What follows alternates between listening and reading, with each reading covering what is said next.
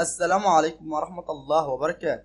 شاهد الوسط الفني خلال الساعات القليلة الماضية أحداث عديدة تصدرت اهتمام رواد موقع التواصل الاجتماعي. أولا، صلح باسم سمرة ورحاب الجبل في منزل أشرف زكي.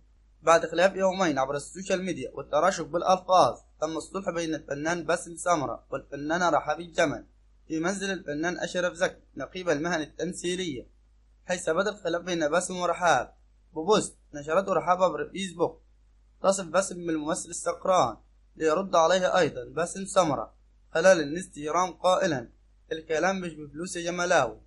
ليصير هذا غضب الفنان أشرف زكي ويقرر إيقافهم عن مزاولة المهنة وتحويلهم للتحقيق الثلاثة المقبل.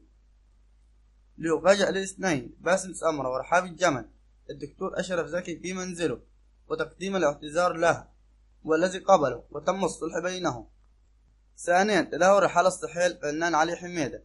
كما شهدت الساعات الماضية تدهور الحالة الصحية للفنان علي حميدة، والذي قال في تصريح خاص إنه يعاني من حصوات على المرارة والكلى، وسيخضع خلال الساعات لإجراء عملية جراحية بأحد المستشفيات الكبرى في الإسكندرية.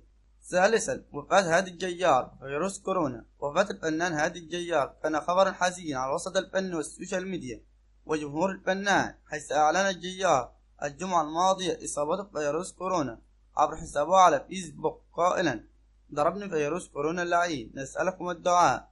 لتدهور حالته خلال ساعات ويتم نقله للرعاية المركزة ووضعه على جهاز التنفس الصناعي ليرحل عن عالمنا في الساعات الأولى من صباح الأحد عن عمر ناهز 71 عاما.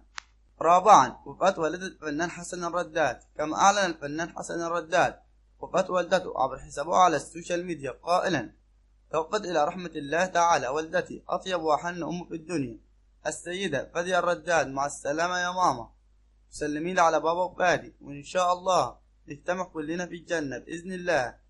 لتتحول صفحات الفنانين عبر السوشيال ميديا لدفتر عزاء موسعة لحسن الرداد من أبرز الفنانين فيفي عبده ونبيل عبيد وزوجته إيمي سمير غانم وشقيقتها دنيا. وفي الأخير، شكرا لكم والسلام عليكم ورحمة الله وبركاته.